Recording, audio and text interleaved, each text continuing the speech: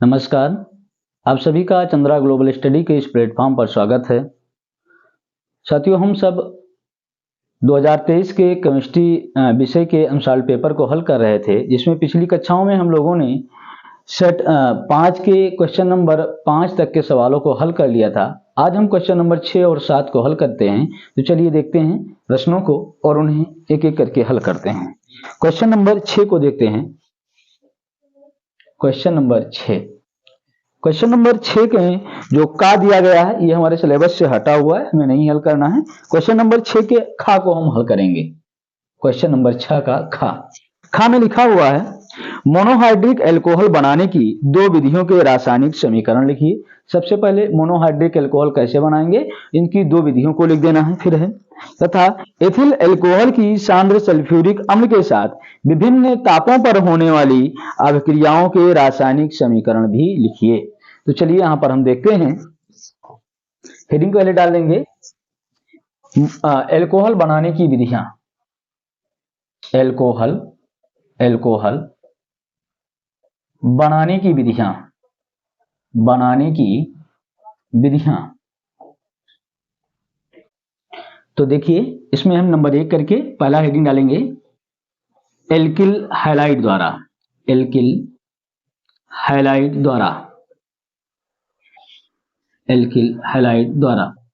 और इसमें लिखें एल्किल हैलाइड द्वारा, हेडिंग डाल करके लिखेंगे, लिखें एल्किल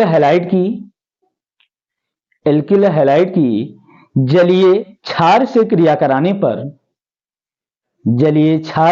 कराने पर अल्कोहल प्राप्त होता है। रिएक्शन देखिए, ये है RH एल्किल हैलाइड, और जब हम जलीय KOH या NaOH से जब क्रिया कराते हैं इसकी, तो यहां से OH समूह इसके हैलोजन को प्रतिस्थापित कर देता है और बना लेता है अल्कोहल। ये बना लेता है KX, ये में प्राप्त हो जाता है मोनोहाइड्रिक अल्कोहल। तो एक ये विधि हो गई कि जब जलीय क्षार से क्रिया करा देते हैं एल्किल हैलाइड की, तो अल्कोहल प्राप्त हो जाता है। चलिए दूसरा एक और विधि लिख लेते हैं। यहां पर लिख लेंगे अम्ल उत्प्रेरित जलयोजन द्वारा।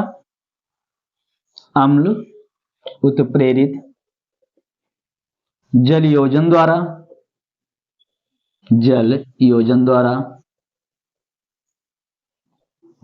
द्वारा लिखें इसमें तनु खनिज अम्ल की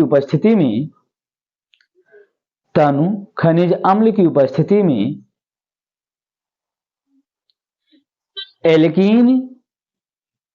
एल्कीन की जल से अभिक्रिया कराने पर अल्कोहल प्राप्त होता है। रिएक्शन देखें, ये है एल्कीन, एथीन लिख देते हैं, CH2 double bond CH2 ethene है। जब यहां पर H2O से क्रिया होती है अम्ल की उपस्थिति में, तो H2O वियोजित होता है H+ आयन OH- आयन में, और यहां पर ये बना लेता है CH3CH2OH, अल्कोहल प्राप्त हो जाता है अल्कोहल। तो इस तरह से अल्कोहल बनाने की ये दो विधियां हो गई। इसी क्वेश्चन में आगे कह रहा है कि एथिल अल्कोहल की सांद्र सल्फ्यूरिक अम्ल से अभिक्रिया दिखाओ। तो चलिए यहां पर हेडिंग कर लेते हैं, एथिल अल्कोहल की सांद्र H2SO4 से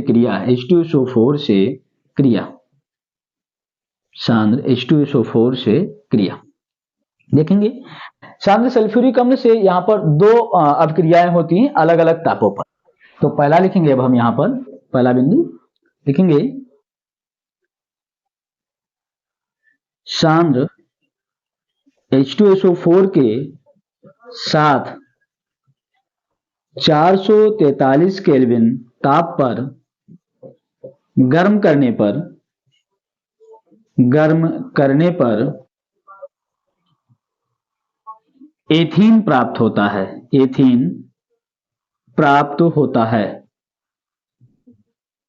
देखेंगे ये हमारा एथिल अल्कोहल CH3CH2OH, और जब इसका निर्जलीकरण कराया जाता है सांद्र H2SO4 की उपस्थिति में, टेम्परेचर 443 केल्विन रखते हैं, तो उस समय यहाँ पर जो रिएक्शन होगा वो यहाँ से OH समूह और इससे एक हाइड्रोजन निकल करके बना लेगा H2O, और ये आपस में जुड़ करके बना लेते हैं ethene, CH2 double bond CH2 plus H2O, इसी का नाम है एथीन।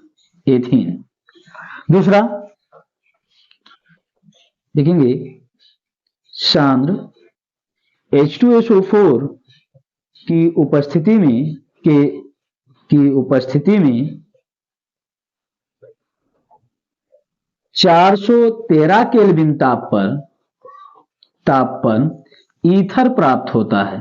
ईथर प्राप्त होता है। देखेंगे ये रिएक्शन कैसे होगा, तो यहां पर देखें इसके दो अणु ले लिए जाते हैं, CH3 या ऐसे लिख दें C2H5OH, C2H5OH और प्लस यहां से लिख देते हैं C2H5OH, दो अणु हैं। यहां पर वही चीज H2SO4 कंसंट्रेट रहेगा, लेकिन टेम्परेचर यहां पर 413 केल्विन रहेगा। होता क्या है, इसका एक हाइड्रोजन इसके OH के साथ में जुड़ करके और जल के एक अणु का निराकरण कर देता है और ये बन जाता है C2H5O, C2H5 प्लस H2O, और इसका नाम होता है ईथर। तो ये हो जाएगा इसका सांद्र सल्फ्यूरिक अम्ल से अभिक्रिया। नोट करिए।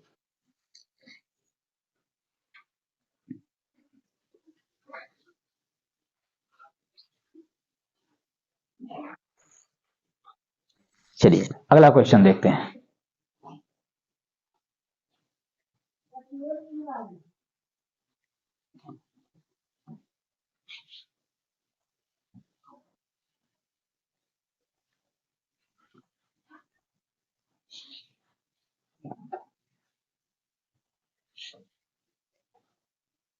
अगला प्रश्न देखेंगे। अगला प्रश्न कह रहा है इसी 6 के खा का अथवा करके दिया गया है। खा का अथवा करके दिया है और अथवा में लिख रहा है कि टिप्पणी लिखिए। ये कह रहा है कि टिप्पणी लिखिए, टिप्पणी लिखिए। चलिए देखते हैं किस पर टिप्पणी की बात कर रहा है। तो पहला दे रहा है राइमर टीमन अभिक्रिया। पहला है राइमर टीमन अभिक्रिया। राइमर टीमन अभिक्रिया हेडिंग कर लेंगे और इसके ऊपर टिप्पणी लिखने की बात कर रहा है। तो लिखेंगे, लिखें फिनाल की NaOH यानी क्षार, फिनाल की NaOH तथा क्लोरोफार्म CHCl3 तथा क्लोरोफार्म के साथ अभिक्रिया कराने पर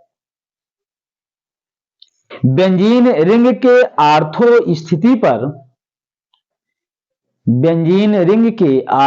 स्थिति पर CHO समूह प्रवेश करता है।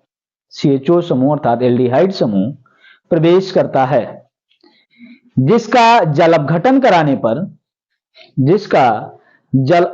कराने पर सैलिसल्डिहाइड प्राप्त होता है। सैलिसल्डिहाइड प्राप्त होता है। रिएक्शन देखें कैसे होगा। देखेंगे ये फिनाल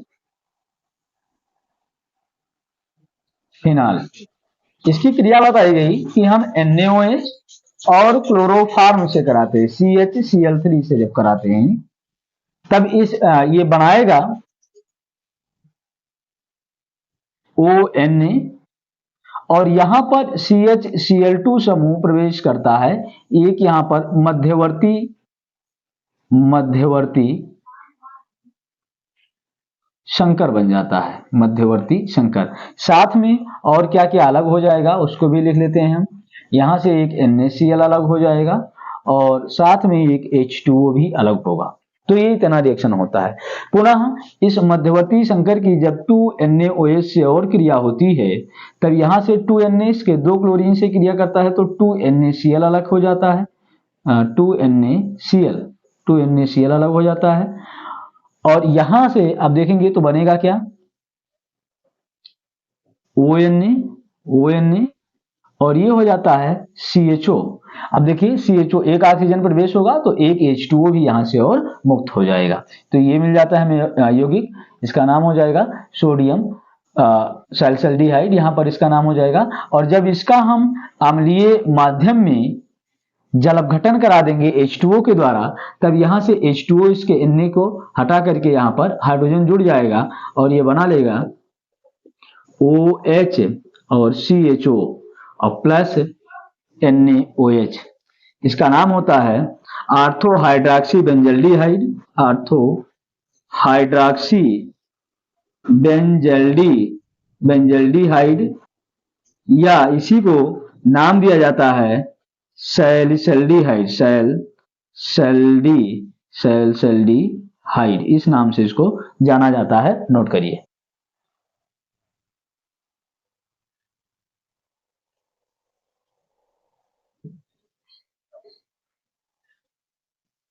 तो एक ये हो गया हमारा। दूसरा लिखेंगे कोल्बे अभिक्रिया। दूसरा हेडिंग करें कोल्बे अभिक्रिया, कोल्बे अभिक्रिया, कोल्बे अभिक्रिया। चलिए इस कोल्बे अभिक्रिया के बारे में लिखेंगे। हाँ, इसके बारे में लिखेंगे फिनाल की NaOH से अभिक्रिया कराने पर, फिनाल की NaOH से अभिक्रिया कराने पर बने फिनाक्साइड आयन की कार्बन डाइऑक्साइड से अभिक्रिया कराकर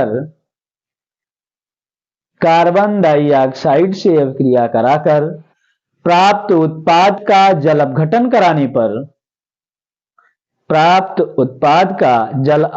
कराने पर सैलिसिलिक अम्ल प्राप्त होता है। रिएक्शन देखिए, ये फिनाल बताया गया कि पहले स्टेप में हम इसकी NaOH से अभिक्रिया कराते हैं, तो ये बना लेता है सोडियम फिनाक्साइड, ये बना लेगा सोडियम फिनाक्साइड। और इस सोडियम फिनाक्साइड का हम पहले कराएंगे अभिक्रिया CO2 से, और दूसरे स्टेप में अम्लीय माध्यम में हम इसका जल अपघटन करा देंगे, तो ये बना लेता है सैलिसिलिक अम्ल OH और COOH, इसी का नाम है आर्थो हाइड्रॉक्सी बेंजोइक अम्ल। नाम लिख सकते हैं आर्थो हाइड्रॉक्सी बेंजोइक एसिड या सैलिसिलिक अम्ल, सैलिसिलिक एसिड, इस तरह से इसका नाम हो जाएगा। नोट करिए।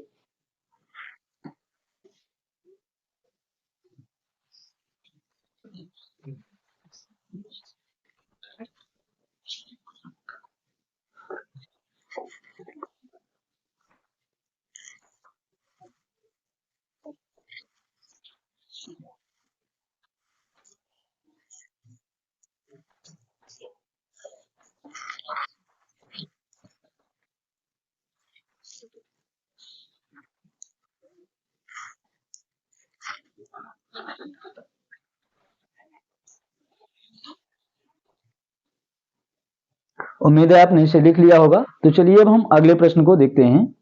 अगले प्रश्न को आइए देखते हैं। क्वेश्चन नंबर 6 का खा हो गया।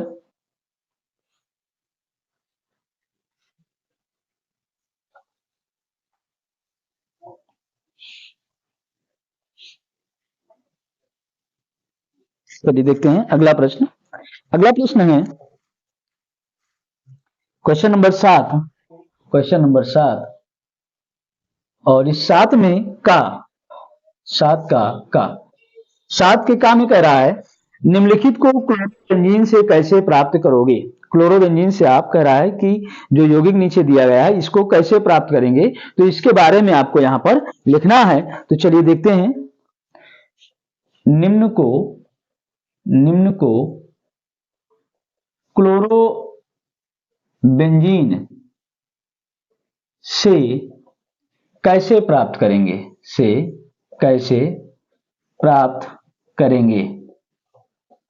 ये क्वेश्चन दिया है और कह रहा है कि केवल रासायनिक समीकरण, ये लैंग्वेज कुछ नहीं लिखना है। तो पहला क्वेश्चन दिया गया है पिक्रिक अम्ल कैसे प्राप्त करोगे। चलिए देखते हैं पिक्रिक अम्ल यहाँ पर कैसे मिलेगा क्लोरोबेंजीन से। रिएक्शन केवल दिखाना है, आप रिएक्शन लिखते जाइए। देखिए ये है क्लोरोबेंजीन, क्लोरोबेंजीन, और इस क्लोरोबेंजीन की जब हम अभिक्रिया करा दें जलीय KOH से, जलीय KOH, तो जब जलीय KOH से इसकी अभिक्रिया होती है तब ये बना लेता है फिनाल, बना लेगा फिनाल, और साथ में ये KCl अलग हो जाएगा। जो ये फिनाल बनता है, इस फिनाल का हम सल्फ्यूरिक अम्ल की उपस्थिति में जब सांद्र HNO3 से अभिक्रिया कराते हैं, HNO3 से अभिक्रिया कराते हैं, उपस्थिति होती है सांद्र H2SO4 की, तब ये बना लेता है 2,4,6 ट्राइनाइट्रोफिनाल, 2,4,6 ट्राइनाइट्रोफिनाल, 2,4,6 ट्राइनाइट्रोफिनाल, ट्राइनाइट्रोफिनाल, और इसी का नाम होता है पिक्रिक एसिड, पिक्रिक एसिड, जो कि एक विस्फोटक पदार्थ। पहला हो गया। दूसरा कह रहा है डाइक्लोरोबेंजीन, डाइक्लोरोबेंजीन, तो आइए देखते हैं डाइक्लोरोबेंजीन कैसे प्राप्त करेंगे। देखिए ये है क्लोरोबेंजीन, और इस क्लोरोबेंजीन की अगर हम हैलोजनीकरण अपक्रिया करा दें, Cl2 2Cl2, हैलोजनीकरण, हैलोजनीकरण अपक्रिया जब भी हम कराएंगे तो यहाँ पर AlCl3 की उपस्थिति हो जाती है, निर्जल जो होता है इसकी उपस्थिति में अपक्रिया होती है, तो ये बना लेता है आर्थो डाइक्लोरोबेंजीन और पैरा डाइक्लोरोबेंजीन का मिश्रण बना लेता है, प्लस 2HCl भी यहां से अलग हो जाता है। तीसरा कह रहा है क्लोरोबेंजीन सल्फोनिक अम्ल, क्लोरोबेंजीन, क्लोरोबेंजीन सल्फोनिक एसिड, ये कैसे प्राप्त करोगे। तो देखिए अगर हम यहां पर इसकी सल्फोनीकरण क्रिया करा दें तो क्लोरोबेंजीन सल्फोनिक अम्ल प्राप्त हो जाएगा। रिएक्शन देखेंगे, ये है क्लोरोबेंजीन और इसकी क्रिया करा दें 2H2SO4 जो कि सधूम हो, कंसंट्रेट हो, अब क्रिया करेगा तो ये बनाएगा, ये क्लोरोबेंजीन यहां से जुड़ जाएगा SO3H, नाम होगा आर्थो क्लोरोबेंजीन सल्फोनिक अम्ल, और दूसरा बन जाएगा हमारा पैरा क्लोरोबेंजीन सल्फोनिक अम्ल, यहां पर SO3H समूह जुड़ जाएगा, साथ में 2H2O भी अलग होगा। तो इस तरह से ये हमारा क्वेश्चन हो गया, नोट करिए।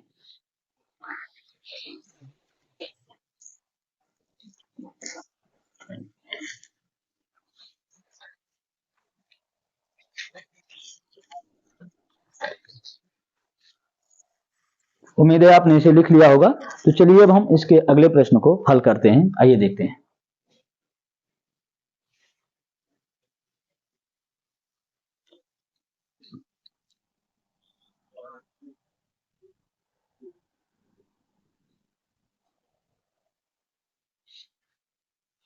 अगला क्वेश्चन इसमें दिया गया है 7 का अथवा करके दिया गया है, 7 के का में ही अथवा करके है, अथवा, और अथवा में लिखा हुआ है कि हेलोएल्केन में नाभिक स्नेही प्रतिस्थापन अभिक्रिया पर संक्षिप्त टिप्पणी लिखो।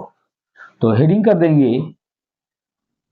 हेलोएल्केन में, हेलोएल्केन में नाभिक स्नेही, नाभिक स्नेही प्रतिस्थापन अभिक्रिया, प्रतिस्थापन अभिक्रिया,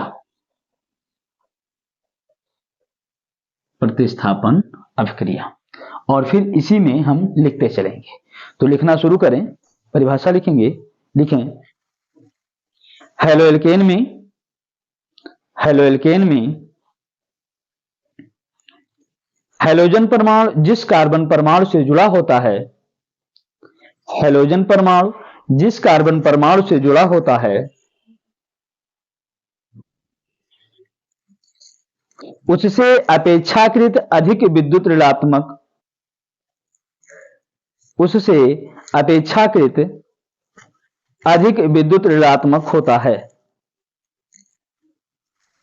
विद्युत ऋणात्मक होता है, जिसके परिणाम स्वरूप जिसके परिणाम स्वरूप कार्बन परमाणु पर आंशिक धनावेश, कार्बन परमाणु पर आंशिक धनावेश व हैलोजन परमाणु पर आंशिक ऋणावेश आ जाता है। कार्बन परमाणु पर आंशिक धनावेश व हैलोजन परमाणु पर आंशिक ऋणावेश आ जाता है। देखिए यहां पर लिख दिया गया है कि कार्बन और हैलोजन जहां जुड़े होंगे तो इसकी विद्युत ऋणात्मकता अधिक होगा, साझे का इलेक्ट्रॉन इसकी ओर जाएगा, इसलिए इस पर आंशिक ऋण आवेश और कार्बन पर आंशिक धनावेश आ जाता है। नोट करें इसको और फिर नीचे लाइन से लिखेंगे, लिखें कार्बन परमाणु पर आंशिक धनावेश की उपस्थिति के कारण, कार्बन परमाणु पर आंशिक धनावेश की उपस्थिति के कारण यह नाभिक स्नेही प्रतिस्थापन, नाभिक स्नेही अभिकारकों, लिखेंगे यह नाभिक स्नेही अभिकारकों के प्रति, नाभिक स्नेही प्रतिस्थापकों के प्रति या अभिकारकों के प्रति अति संवेदनशील होता है, अति संवेदनशील होता है। नीचे लाइन से लिखें जब हैलोजन से अधिक प्रबल नाभिक स्नेही, हैलोजन से अधिक प्रबल नाभिक स्नेही हैलोएल्केन के धनावेशित कार्बन परमाणु तक पहुंचता है, हैलोएल्केन के धनावेशित कार्बन परमाणु तक पहुंचता है तो हैलोजन परमाणु विषम विदलन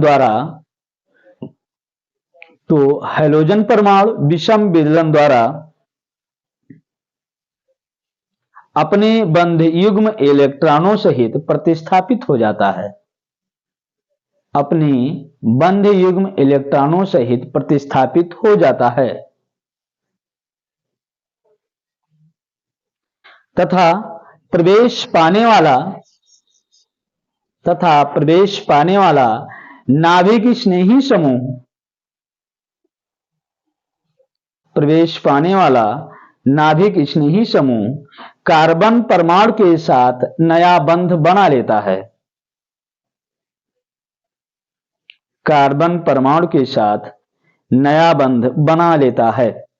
देखिए ये कह रहा है कि अगर ये CX बंध है जिस पर ऋणावेश और इस पर आंशिक धनावेश है, अब इससे यदि प्रबल कोई न्यूक्लियोफाइल है यहां पर, तो ये होगा क्या, इसकी उपस्थिति के कारण जैसे ही ये इसके सेंटर पर जाएगा तो यहाँ के इसके जो साझे का इलेक्ट्रॉन होगा इसके साथ जाएगा और इसको लेकर के ये अलग हो जाएगा और इस कार्बन परमाणु के साथ ये न्यूक्लियोफाइल आपस में जुड़ जाता है, यहां से ये जुड़ जाएगा और ये हाइड्रोजन परमाणु हमारा अलग हो जाएगा। इस तरह से ये यौगिक बना लेता है।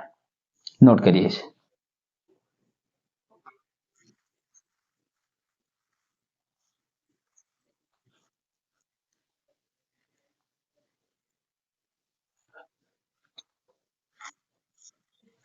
उम्मीद है समझ में आया होगा, आपने इसे लिख लिया होगा। चलिए अगला प्रश्न देखते हैं।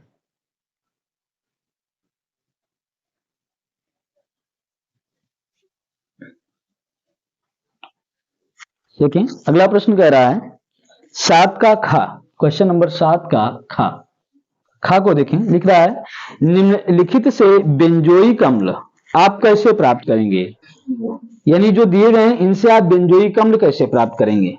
क्वेश्चन है निम्न से बेंजोइक एसिड कैसे प्राप्त करेंगे, कैसे प्राप्त करेंगे। पहला दिया गया है, यहां पर भी आपको केवल रिएक्शन दिखा देना है। पहला है टॉलुइन, यानी कि टॉलुइन से बेंजोइक अम्ल आप कैसे प्राप्त करेंगे, तो हमें यह दिखाना है। चलिए देखते हैं। अगर इस टॉलुइन CH3 की KMnO4 की उपस्थिति में KOH से अभिक्रिया कराते हैं, यहां पर गर्म करते हैं, तो ये बना लेता है पोटेशियम धातु का यहाँ पर कार्बोक्सिलिक अम्ल का पोटेशियम लवण प्राप्त हो जाता है। और इस जब कार्बोक्सिलिक अम्ल के पोटेशियम लवण की अम्लीय माध्यम में जल अपघटन कराया जाता है तो ये बेंजोइक अम्ल का निर्माण कर लेता है, COOH, और प्लस यहाँ पर KOH अलग हो जाता है, नाम प्राप्त होता है हमें बेंजोइक एसिड। बेंजोइक एसिड ये हो गया पहला। अब आते हैं, देखते हैं दूसरा क्वेश्चन कह रहा है इसी में कि बेंजामाइड से कैसे प्राप्त करेंगे। तो देखते हैं कि बेंजामाइड से यहां पर कैसे मिलता है। देखेंगे ये है हमारा, यहां पर लिख देते हैं बेंजामाइड से। बेंजामाइड से देखें, बेंजामाइड होता है C6H5CONH2, C6H5CONH2। यदि इस बेंजामाइड का अम्लीय माध्यम में जल अपघटन करा दिया जाए तो बेंजोइक अम्ल प्राप्त हो जाता है। ये बना लेता है COOH और प्लस NH3। तो ये हमारा दूसरा रिएक्शन हो जाएगा। तीसरा कह रहा है एथिल बेंजोएट द्वारा, एथिल बेंजोएट से। तो एथिल बेंजोएट लिखेंगे, सूत्र हो जाएगा इसका C6H5COOC2H5। और इस एथिल बेंजोएट का यदि हम अम्लीय माध्यम में जल अपघटन करा दें तब ये बना लेगा C6H5COH प्लस C2H5OH, यानी ये बनाएगा बेंजोइक अम्ल, बेंजोइक एसिड, और साथ में एथिल अल्कोहल भी बन जाएगा। नोट करिए।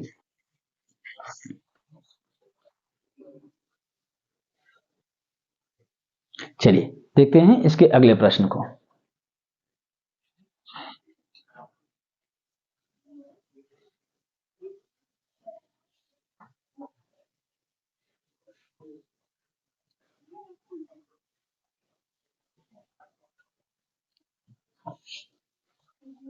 आइए देखते हैं अगला प्रश्न। अथवा करके लिखा हुआ है यहीं पर 7 के खा में अथवा, अथवा, और अथवा कह रहा है कि निम्न पर टिप्पणी लिखो, टिप्पणी लिखो। चलिए देखते हैं इसके ऊपर टिप्पणी के। पहला कह रहा है एल्डाल संघनन, पहला है एल्डाल संघनन, एल्डाल संघनन। तो एल्डाल संघनन के बारे में टिप्पणी लिखना है, तो लिखेंगे यहां पर हम, लिखें वह एल्डिहाइड या कीटोन, वह एल्डिहाइड या कीटोन जिनमें कम से कम एक अल्फा हाइड्रोजन उपस्थित होता है, जिनमें कम से कम एक अल्फा हाइड्रोजन परमाणु उपस्थित होता है, उनकी तनु NaOH यानी तनु क्षार की उपस्थिति में अभिक्रिया कराने पर, उनकी तनु क्षार की उपस्थिति में अभिक्रिया कराने पर क्रमशः एल्डाल तथा कीटॉल प्राप्त होता है। यानी एल्डिहाइड एल्डाल बनाते हैं और कीटोन कीटॉल बना लेते हैं। आइए रिएक्शन देखते हैं। देखिए दो अणु लेते हैं, यहां पर एक ले लेते हैं CH3CHO और एक और लिख देते हैं CH3CHO। ये तनु क्षार की उपस्थिति में क्रिया होती है, इनकी NaOH होगा जो कि डाइल्यूट है और इसकी उपस्थिति में क्रिया होती है, तो इसके OH समूह पर इसका एक हाइड्रोजन जुड़ जाता है, तो ये बना लेता है CH3CHOH CH2CHO और इसी का नाम है एल्डाल, एल्डाल। IUPAC नाम हो जाएगा इसका 1,2,3 हाइड्रॉक्सी ब्यूटेनल, 3 हाइड्रॉक्सी ब्यूटेनल। तो अब देखिए यहां पर कि एसीटोन में किस तरह से संघनन होता है। देखिए ये एसीटोन CH3CO CH3 और प्लस CH3CO CH3, जब इसमें इसकी तनु NaOH के साथ में इसकी अभिक्रिया कराते हैं तो यहाँ इसका अल्फा हाइड्रोजन इस ऑक्सीजन के साथ जुड़ करके हाइड्रॉक्सी समूह में परिवर्तित हो जाता है। ये बना लेता है CH3COH और इससे ये जुड़ा हुआ है CH3 समूह और यही कार्बन, यहाँ से ये वाला कार्बन इसके CH2 से जुड़ता है CH2CO CH3, ये बनाता है कीटॉल, इसका नाम होता है कीटॉल। अगर आप देखेंगे तो इसका IUPAC नाम लिखना चाहेंगे तो लिख देंगे 1 2 3 4 4 हाइड्रॉक्सी 4 मेथिल और पेंटेटुओन इसका नाम हो जाएगा। तो ये हो जाएगा पहला। दूसरा देखेंगे, दूसरा कह रहा है टिप्पणी लिखने में वी कार्बोक्सिलन, दूसरा है वी कार्बोक्सिलन, कार्बोक्सिलन, वी कार्बोक्सिलन। चलिए देखें वी कार्बोक्सिलन क्या है, इसके बारे में लिखेंगे। लिखिए, लिखेंगे कार्बोक्सिलिक अम्ल के सोडियम लवण, कार्बोक्सिलिक अम्ल के सोडियम लवण की सोडा लाइम के साथ, सोडा लाइम के साथ गर्म करने पर,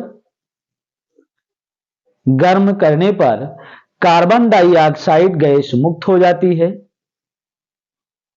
कार्बन डाइऑक्साइड गैस मुक्त हो जाती है और हाइड्रोकार्बन प्राप्त होता है, और हाइड्रोकार्बन प्राप्त होता है। यह विक्रिया वी कार्बोक्सिलन कहलाती है, यह विक्रिया वी कार्बोक्सिलन कहलाती है।